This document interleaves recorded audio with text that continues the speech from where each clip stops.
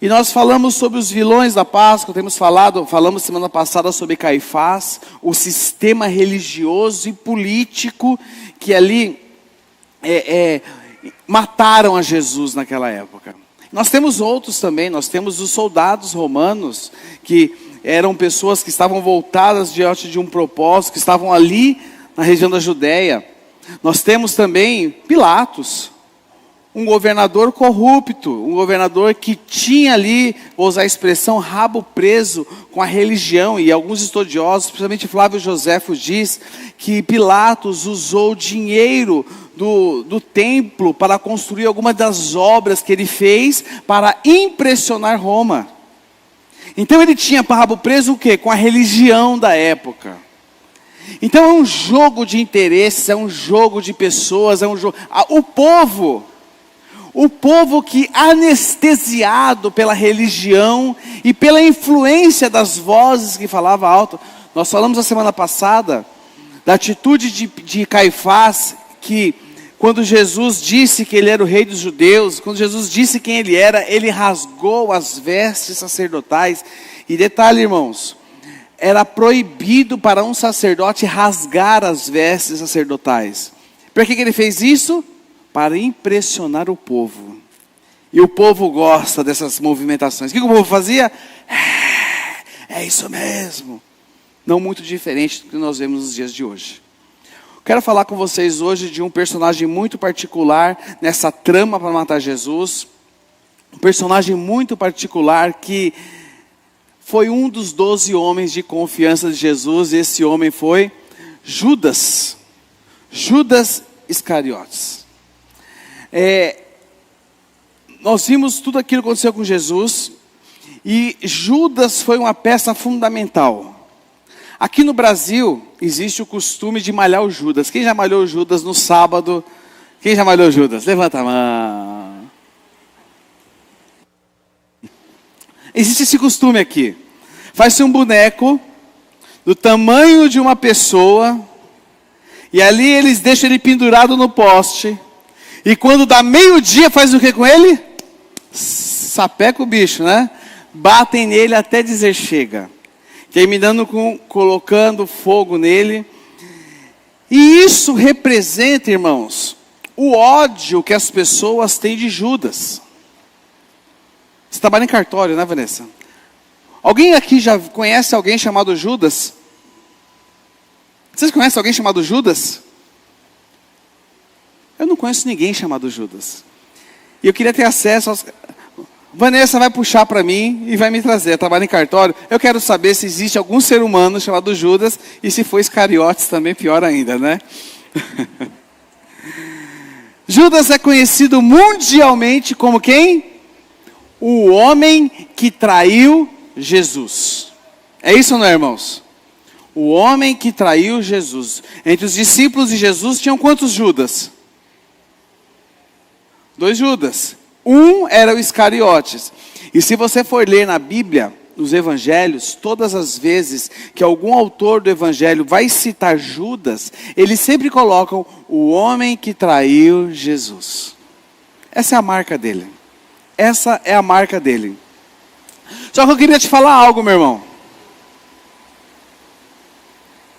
Dentro de mim e dentro de você, existe um pouquinho de Judas. Sabia disso?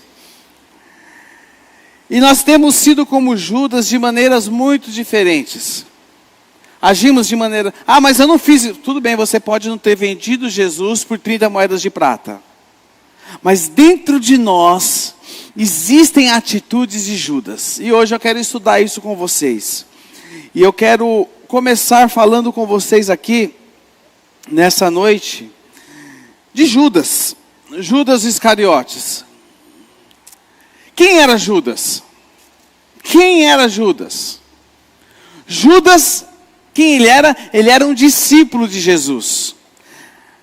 Evangelho de Lucas, capítulo 6, do verso 12 ao verso 16, nos diz o seguinte: certo dia, pouco depois, Jesus subiu a um monte para orar, E a palavra diz que ele passou a noite orando a Deus. Verso 13.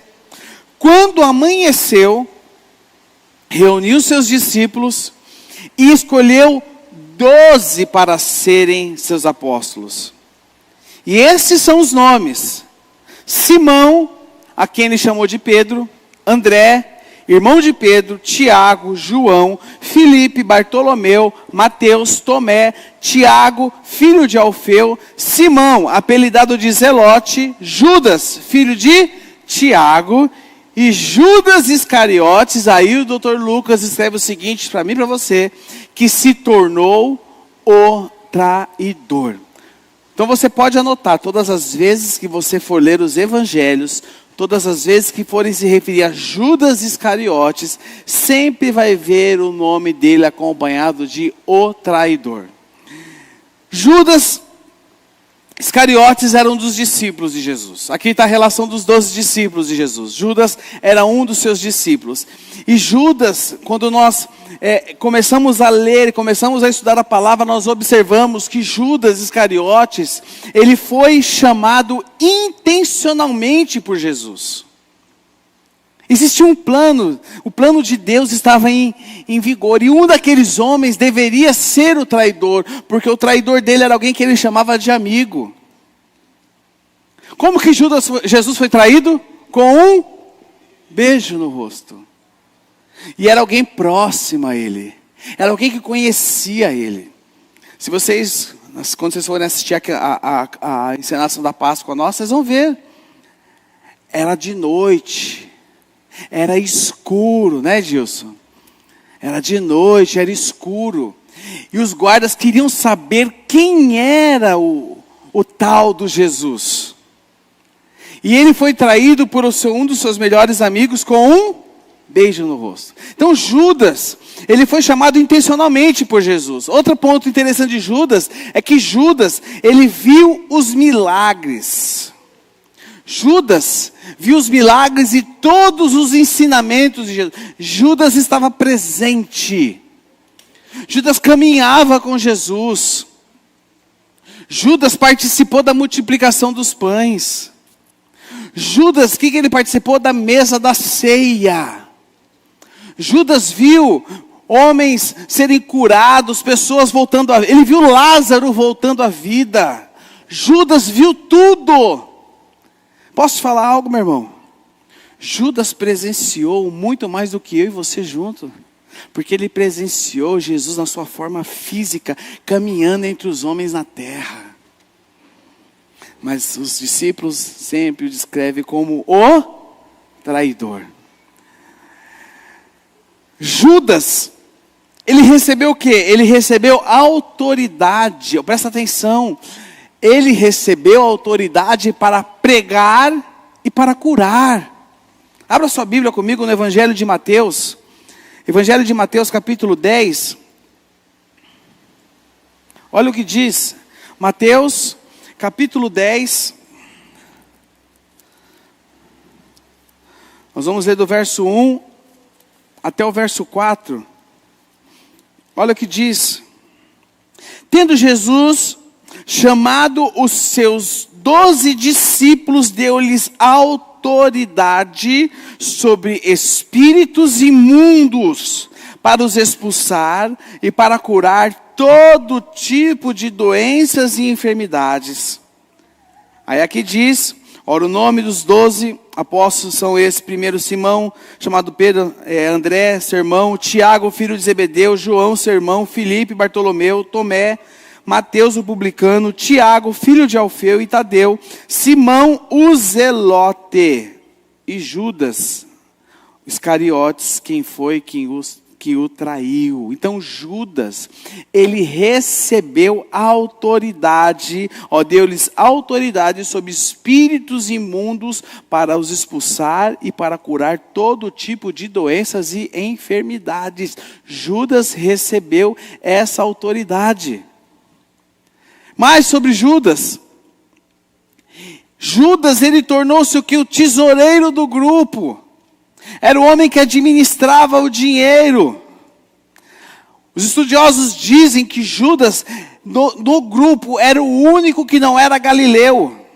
O povo do Galileia, pra vocês terem ideia, era um povo simples. Eles eram pescadores. E dizem que Judas veio de uma pequena comunidade do sul da Judéia. E Judas era um homem estudado. Se você for, eu já vi esse estudo, se você traçar um perfil psicológico dos 12 discípulos, o cara mais centrado era Judas. Esse era Judas. Segundo lugar, quem era Judas? Ele era o interesseiro. Evangelho de João, capítulo 12, do verso 1 ao verso 6, nos diz o seguinte: 6 dias antes da Páscoa, Jesus foi para Betânia, onde estava Lázaro, a quem ele tinha ressuscitado dentre os mortos. Prepararam-lhe ali uma ceia. Marta servia e Lázaro era um dos que estavam à mesa com Jesus. Então Maria, pegando um frasco de perfume de nardo puro, muito precioso, ungiu os pés de Jesus e os enxugou com os seus cabelos. E toda a casa se encheu com o cheiro do perfume. Verso 4.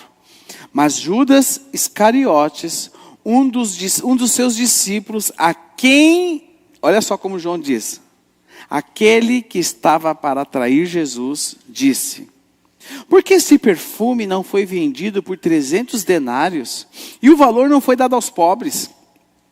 Olha só, verso 6. Ele disse isso não porque se preocupava com os pobres, mas porque era ladrão. E tendo a bolsa do dinheiro, tirava o que era colocado nela. Esse perfume era um perfume extremamente caro. Eu não trouxe medidas de valores dele, mas era um perfume extremamente caro. E quando você olha essa fala de Judas, né? Por que esse perfume não foi vendido por 300 denários e o valor dado aos pobres? Irmãos, é uma fala bonita. Não é bonito, não é, que ele falou? É uma fala de impacto. É uma fala que chama atenção. Que coração bondoso esse homem tem. Mas a palavra nos mostra que Judas seguia Jesus por interesse. E aqui o apóstolo João coloca o seguinte: ele disse isso não porque se preocupava com os pobres, mas porque era ladrão.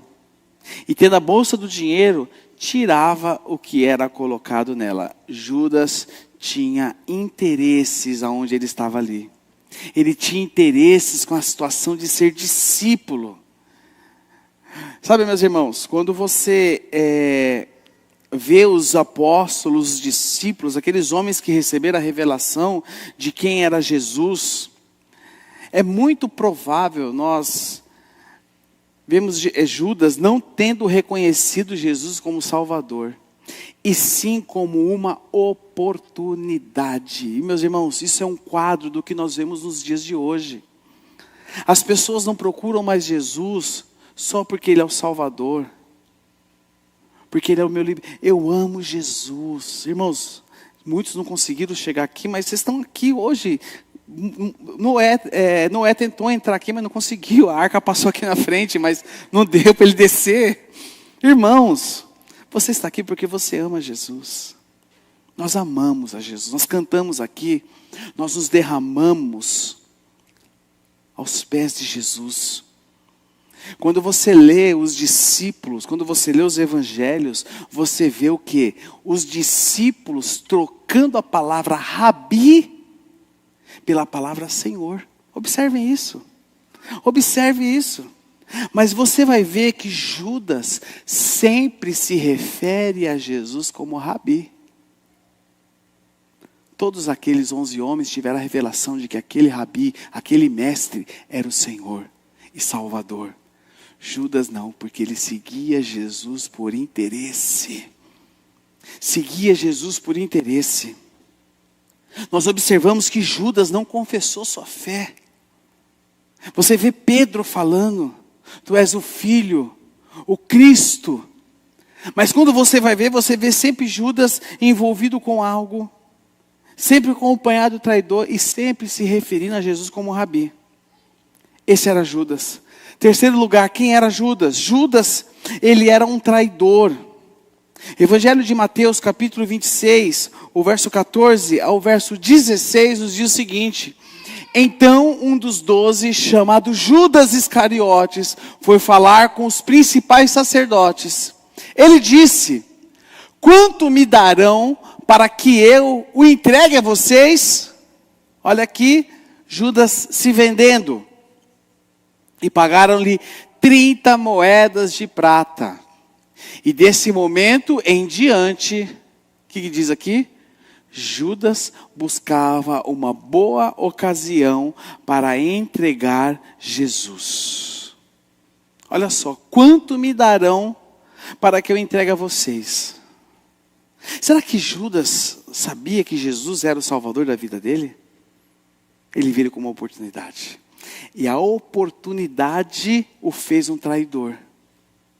E olha outros textos, o Evangelho de João, capítulo 6, do verso 70 ao verso 71, diz o seguinte: então Jesus lhes disse: não é o fato que eu escolhi vocês os 12. Aí Jesus diz: mas um de vocês é o diabo. E o verso 71, João não perde tempo, diz: ele se referia a Judas, filho de Simão Iscariotes, porque este, sendo dos 12, era quem o haveria de trair. Evangelho de João, capítulo 13, verso 21, diz o seguinte: depois de dizer isso, Jesus se angustiou em espírito e afirmou: em verdade, lhes digo que um de vocês vai me trair. E quando nós continuamos a leitura, o verso 25 e o verso 26 nos diz o seguinte: então, aquele discípulo, reclinando-se sobre o peito de Jesus, perguntou: Senhor, quem é? Quem era esse discípulo aqui?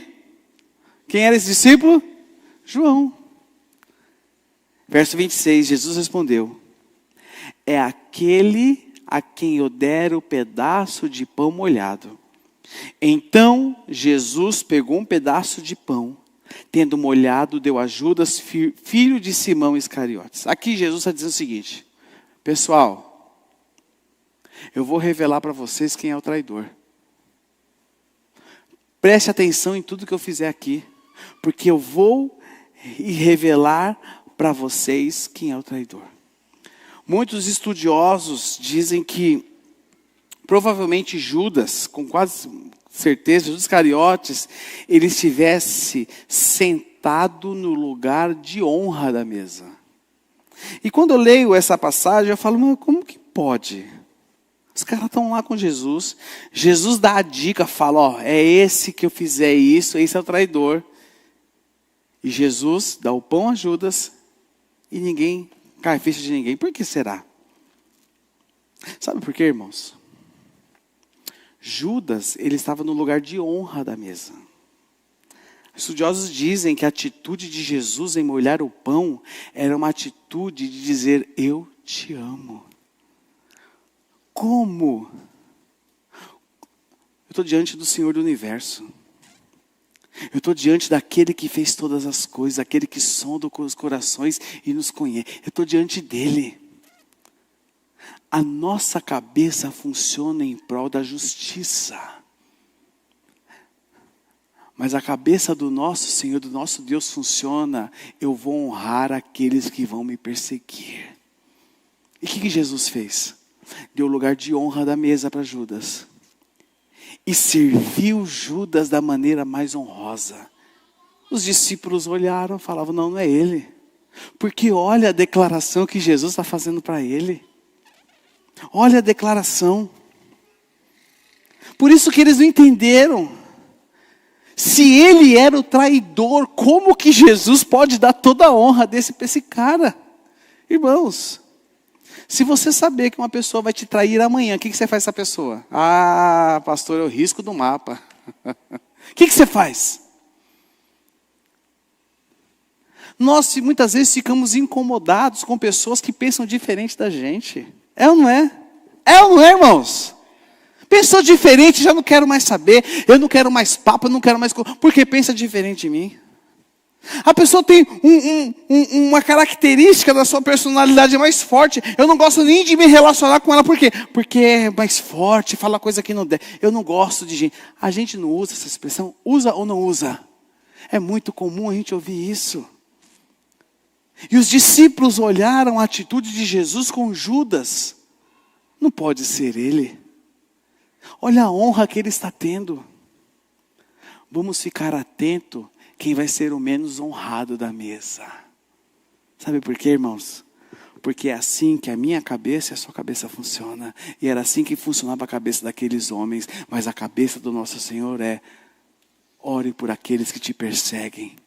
Se alguém lhe der um tapa no lado da face, tem que fazer o quê? Revida? Não, dá o outro lado. Irmãos, nós estamos falando do Senhor do Universo. Evangelho de Lucas 22. Deixa eu ver se eu coloquei essa referência aqui. Coloquei. Lucas 22, 47 a 48 diz: enquanto Jesus ainda falava, eis que chegou a multidão, e um dos 12, que se chamava Judas, vinha à frente dele e se aproximou de Jesus para o beijar. Jesus, porém, lhe disse: Judas, com um beijo você trai o Filho do Homem. Está aqui, irmãos. Está aqui.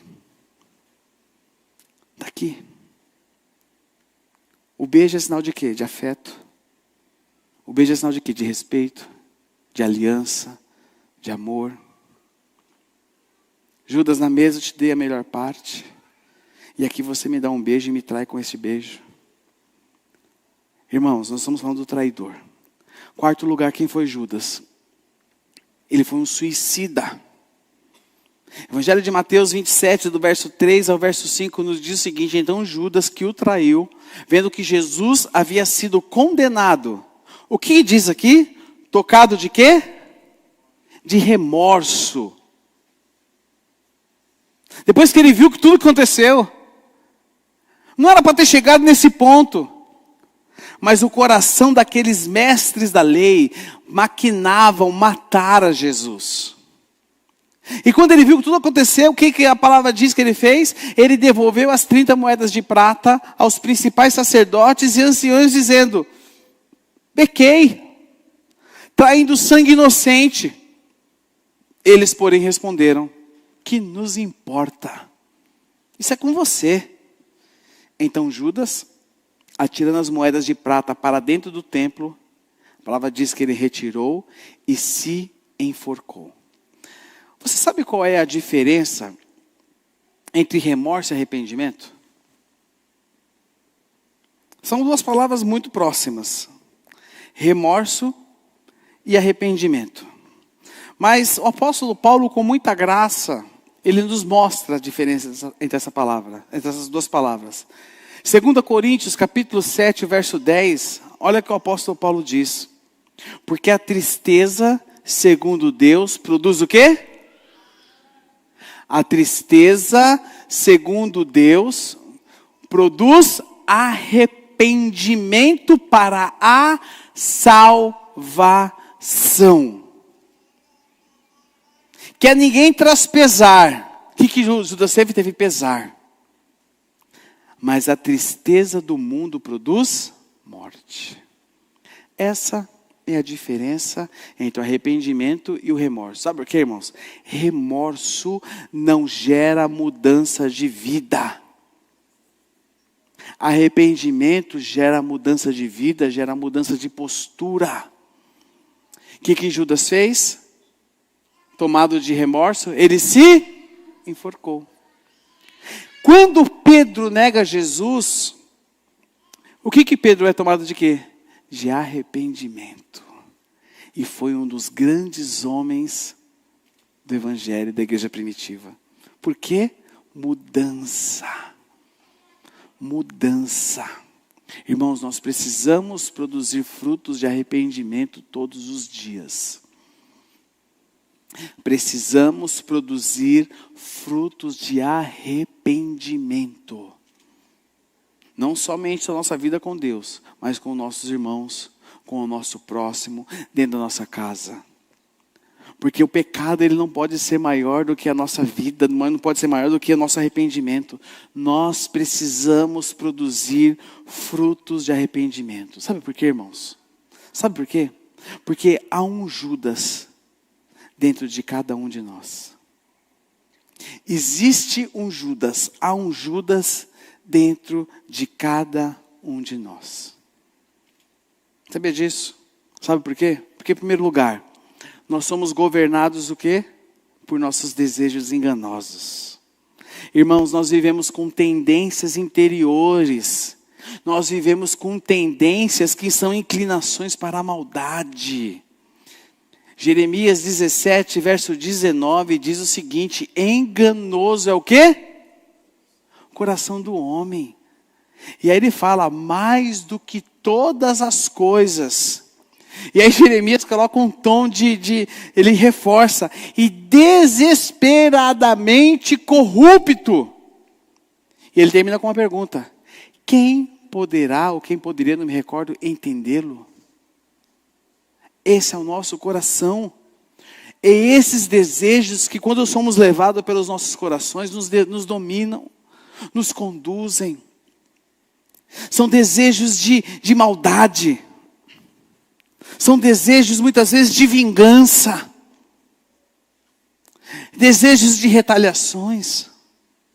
E quando se fala de perdão, não, é porque você não sabe o que eu passei, você não sabe o que eu enfrentei, você não...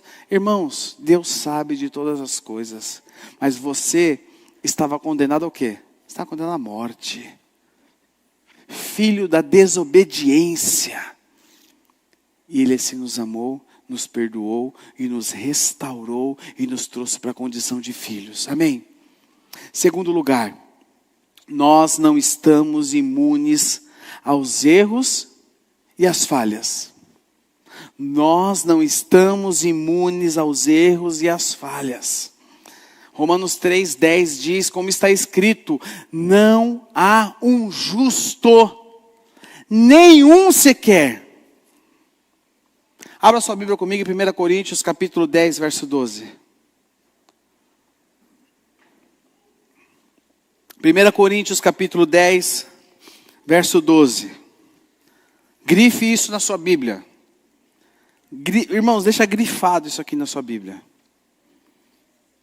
O apóstolo Paulo escreve: por isso, aquele que pensa estar em pé, veja para que não... Eu fico muito preocupado muitas vezes quando eu conheço, vou colocar entre aspas, esses crentes que se acham a prova de bala, o Superman do gospel. Sabe o Superman gospel? Porque, irmãos,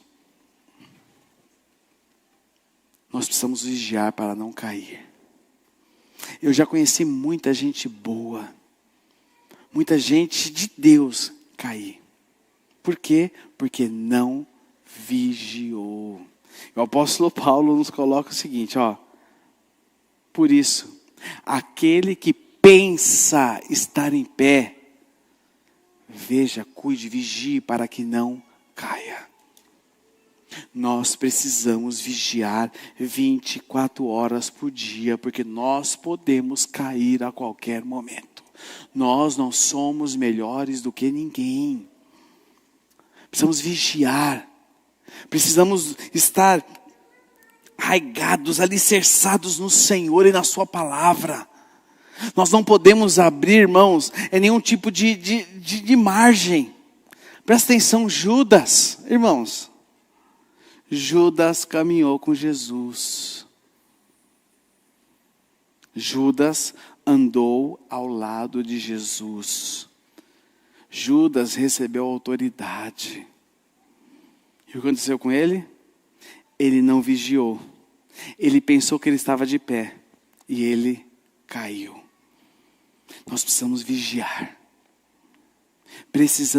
Precisamos vigiar. Terceiro lugar. Porque há um Judas dentro de cada um de nós. Terceiro lugar. Sabe por quê, irmãos? Isso é muito comum nos dias de hoje. Porque muitas vezes nós seguimos a Jesus por interesse. Como é comum como é comum uma pessoa chegar na igreja toda estrupiada, arrebentada, irmãos. E aí, acontece um milagre na vida dela. Começa a ganhar um pouquinho mais, compra um carrinho, começa a viajar um pouquinho mais. E o que ela faz? Ela vira as costas para Jesus. Sabe, irmãos, nós não devemos que seguir Jesus pelo que Ele pode nos dar. Porque o que Ele pode nos dar, Ele já nos deu, a vida eterna. E detalhe, falando de vida eterna, hoje de manhã o pastor Antunes esteve aqui, pregou sobre este livro. Irmãos, isso aqui é uma obra para você ler junto com o livro de Apocalipse. Se você tiver condições, procure nossa livraria, adquira o seu livro, porque aqui nos mostra um panorama do que há de vir. Irmãos, nós não temos que seguir a Jesus pelo que Ele pode nos dar, e sim pelo que Ele fez e pelo que Ele é. É muito comum a gente... você às vezes está lá mudando de canal e você vê lá as pessoas em receber a bênção. Quem já viu José receber a bênção? Vai receber a bênção. E aí tem milagreiro para tudo. Tem pastor, superman para tudo, que dá jeito em tudo. É verdade ou não é? Dá jeito em tudo. Revelação. Fala, gesticula, coloca roupa de saco. Fala, põe um chapéu. Faz gente de tudo. Para quê? Para criar uma dependência das pessoas da religião. E tem a religião como fonte de lucro. Irmãos, nós seguimos a Jesus Cristo por quem Ele é, pelo que Ele já fez por nós na cruz do Calvário. O maior milagre na minha vida e na sua vida já foi feito. Sabe por quê? Nós fomos libertos do império das trevas. Esse é o maior milagre. Vem para Jesus que a sua vida vai ficar boa. Eu queria te dar uma informação. Eu queria te avisar. Não é bem assim. Mas uma coisa, nós vamos ter paz. A paz que excede todo entendimento repousa sobre os nossos corações, porque nós somos discípulos do príncipe da paz. Ah, meu irmão, isso não tem preço que pague. Quem tem problema aqui, levanta a mão. Quem quiser ter problema, só vem para cá, irmãos. Irmãos, nós temos Jesus. Fala bem que está do seu lado. Você tem Jesus, irmão. Você tem tudo. Fala para Ele. E o que nós temos visto hoje, sabe o que é, irmãos? Infelizmente, é um reflexo do que as igrejas têm pregado. E isso torna as pessoas viciadas. Porque as pessoas gostam disso, irmãos. As pessoas gostam disso. E o que nós temos visto é um cenário disso. Porque o homem vive em busca do quê? Vive em busca de solução dos seus problemas. Ele vive em busca de reconhecimento. O homem vive em busca da popularidade. Por isso que aí as redes sociais muitas vezes se tornam objeto de vício das pessoas. Porque todo mundo quer postar. Porque quer reconhecimento, quer popularidade. Amém? Porque há um Judas dentro de cada um de nós. Quarto lugar. Porque nós somos tentados a trocar Jesus por algo ou alguém. Judas trocou Jesus pelo quê, irmãos? Por dinheiro. Isso aí, mano. Pega depois uma bala na cantina lá. Na conta da Neuza, tá? Judas trocou Jesus por dinheiro. Eu não sei se eu coloquei essa frase aqui. Não, eu não coloquei. Mas Tim Keller escreve o seguinte: presta atenção nisso, irmãos. Um ídolo é qualquer coisa mais fundamental do que Deus para a sua felicidade, sentido na vida ou identidade. Tim Keller. Repetir para vocês. Um ídolo é qualquer coisa mais fundamental do que Deus para a sua felicidade, sentido na vida ou identidade. Traduzindo, qualquer coisa na sua vida que seja mais fundamental do que Deus, isso é idolatria. Idolatria. Tozer, ele diz o seguinte: um ídolo no coração é tão ofensivo quanto um ídolo na mão. Tozer diz isso, que um ídolo na mão, ele é tão ofensivo, um ídolo no coração, perdão, ele é tão ofensivo quanto um ídolo na mão. Porque o ídolo no coração, ele é oculto. Ninguém vê. Judas tinha um ídolo no coração dele, chamado dinheiro. Dinheiro. E o que um ídolo pode ser na sua vida e na minha vida, irmãos? O que um ídolo pode ser? Um ídolo pode ser a sua e a minha carreira profissional. Isso pode ser um ídolo na vida de muitos. Eu já vi muitas pessoas trocando Jesus pela sua carreira. Eu não tenho tempo, mas trabalho domingo à noite, eu não tenho tempo, Sabe por quê, irmãos? Porque se torna um ídolo. Sabe outra coisa que se torna ídolo na vida das pessoas? Segurança financeira.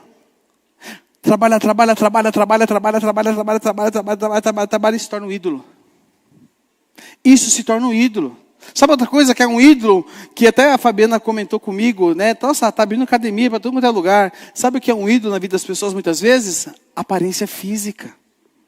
Não que você não tenha que ir para academia, viu, irmãos? Temos que ir, né? Porque, aliás, né, o pastor Antunes falou que naquele dia não vou ter mais barriga, não vou ser careca e não vou usar óculos, irmão. Então, Maranata, hora vem, Senhor Jesus. Estou te esperando, Jesus. Estou aqui, ó, pronto para subir.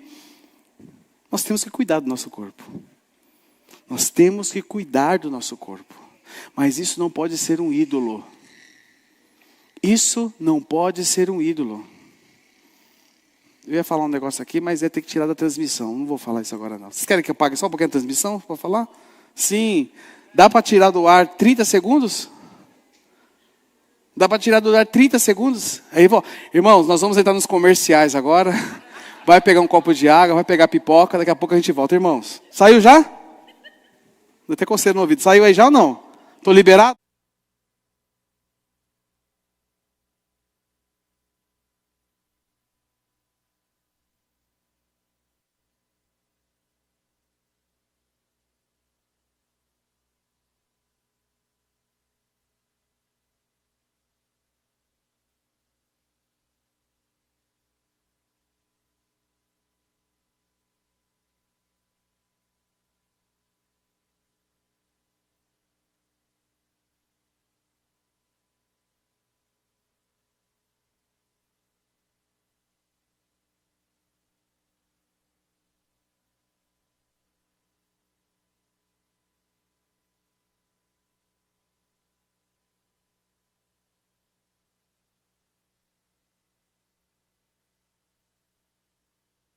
Uma vez eu fiz isso no outro prédio, ficaram perguntando, o que o pastor falou aí no culto? Começaram a mandar mensagem já no culto. O que o pastor está falando? Fala para mim, eu estou com coceira no corpo já.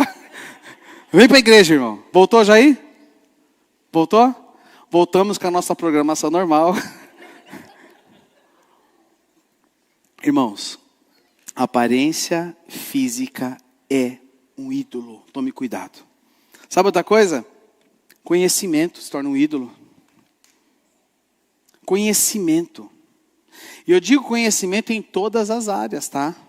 Porque eu conheço muito teólogo bom que aposta toda a fé. Muito jovem que caminhava comigo na época do MAG, que começou a comer,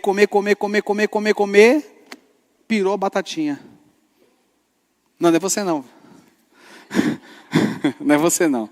Você está quase lá, mas ainda não. Irmãos, o conhecimento muitas vezes torna um ídolo. Pessoas que não vivem mais, só ficam enfurnadas atrás de caderno. Por que você está estudando? Não sei. Irmãos, cuidado com os ídolos. Sabe outra coisa? Relação amorosa. Relação amorosa. Se não tiver direção de Deus e a bênção de Deus, se torna um agente do inferno na vida da pessoa. Sabia disso? Sabia disso? Se torna um ídolo. Sabe outra coisa? Isso aqui, ao invés de ser bênção, se torna um ídolo. Então eu tenho que... Não, você tem que cuidar da sua família, se dedicar à sua família, abençoar a sua família, mas cuidado. para a sua família não se tornar um ídolo na sua vida. Amém? Qualquer coisa que nós colocamos acima de Deus, marque aí, qualquer coisa que eu colocar acima de Deus, isso se torna um ídolo. Eu posso falar algo, irmãos? Tá seguro aí? Segura na cadeira aí, você vai cair da cadeira. Eu e você temos trocado Jesus por muito menos do que 30 moedas de prata todos os dias. A gente fala que ama Jesus, mas a nossa vida não mostra isso. A nossa vida não mostra isso. Mateus 8:9, sabe o que Jesus diz? Esse povo me honra com os lábios, mas o seu coração está onde? Longe de mim. Irmãos, isso aí é para nós, tá? Queimar o Judas num boneco de pano não serve para nada. Mais proveitoso, ponto final, mais proveitoso é queimar o Judas que mora dentro de cada um de nós. Isso é proveitoso. Isso é mais proveitoso. Você quer saber a verdade sobre a Páscoa? A verdade sobre a Páscoa é que nós somos os vilões. Nós somos os vilões. O apóstolo Paulo escreve aos Romanos, capítulo 3, verso 23, pois todos pecaram. Quem pecou? Aponta para o Senhor e fala, você pecou. Fala para ele. Eu falei, eu também. Todos pecaram e carecem da glória de Deus. John Stott diz que o pecado é uma traição universal. Todos pecaram. E ainda no livro de Romanos, capítulo 3, o verso 10 ao verso 12, você pode ler comigo, Romanos 3, 10 e 12, diz o seguinte, como está escrito, não há um justo, nenhum sequer, não há quem entenda, não há quem busque a Deus, verso 12, todos se desviaram e juntamente, olha como o apóstolo Paulo, ele reforça, se tornaram inúteis, não há quem faça o bem, não há um sequer. Irmãos, todos nós queremos ser o centro do universo. Todos nós queremos sentar no trono de quem toma as decisões das nossas vidas e nos esquecemos que colocar as nossas vidas nas mãos do Senhor. Essa imagem aqui eu trouxe para vocês, essa imagem aqui é do filme A Paixão de Cristo, do Mel Gibson. Quem já assistiu esse filme? Filme muito bom, né? E você sabe de quem que é essa mão aqui que está segurando o prego? Sabe de quem é essa mão? Essa mão do Mel Gibson. Na hora que foram encenar essa parte aqui, que iam bater o prego na mão de Jesus, ele pediu para que fosse a mão dele. Declarando, sabe o quê? Eu sou culpado. Essa mão aqui, ó, é minha. Essa mão aqui é sua. Essa mão aqui é nossa. Porque nós somos os culpados. Porque Jesus foi para aquela cruz por causa do nosso pecado. Porque eu e você fomos desobedientes. Amém? Segundo lugar, Jesus, ele não foi morto. Ele se entregou. Evangelho de João 10, 17 e 18 diz, por isso o Pai me ama. E o que ele diz? Porque eu dou a minha vida para recebê-la outra vez. Ninguém tira a minha vida. Olha Jesus falando, pelo contrário, eu espontaneamente a dou.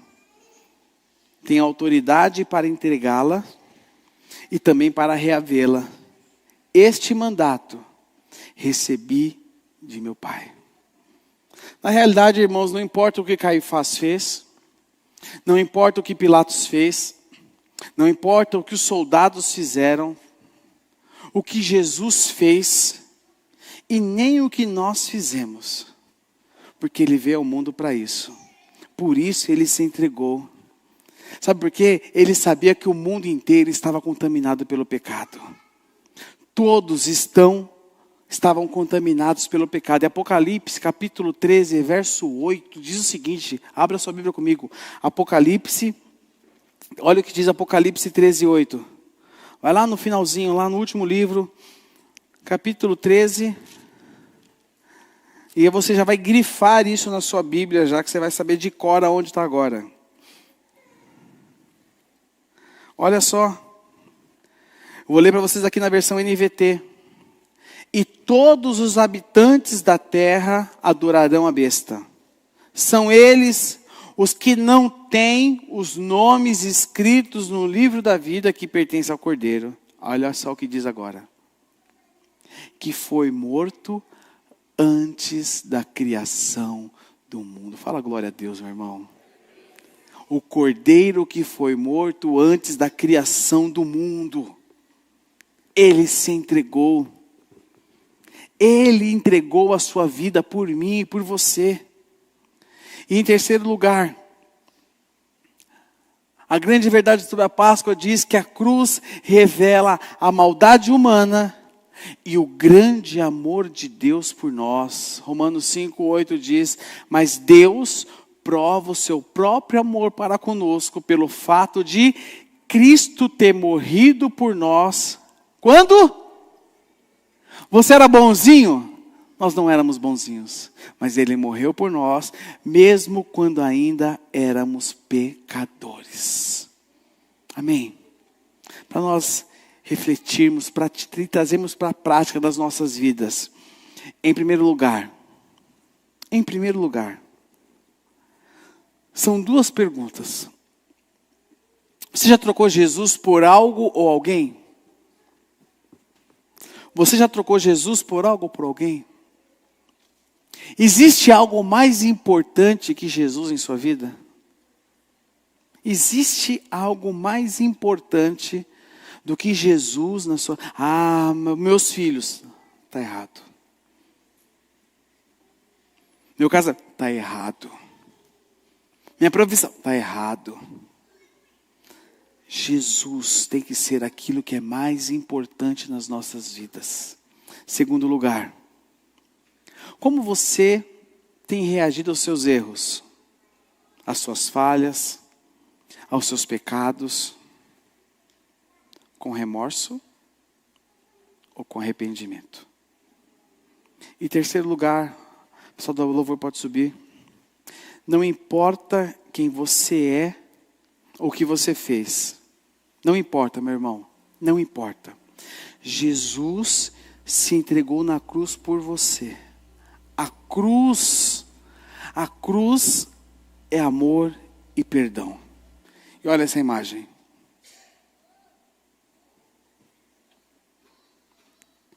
Sabe o que é isso aqui? A cruz vazia. Sabe por que a cruz está vazia? Porque Ele ressuscitou, subjugou as trevas, nos resgatou para a vida e nos fez filhos de Deus. Nós somos Judas muitas vezes, mas Ele nos ama. Ele nos dá o lugar de honra da mesa, para que hoje nós pudéssemos ser filhos, sermos família de Deus. A cruz está vazia. Sabe o que simboliza essa cruz? Qual é o símbolo do amor para todo mundo? É o coração, né? O coração. Irmãos, o símbolo do amor chama-se cruz vazia.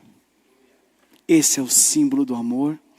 E este é o símbolo do perdão de Deus na minha vida e na sua vida. Resumindo, sabe quem são os vilões da Páscoa? Somos nós. Precisamos todos os dias pedir perdão ao Senhor. E aceitar que aquela cruz, a coroa não está mais na cabeça dele. A cruz está vazia por mim e por você. Se coloque de pé no seu lugar, meu irmão.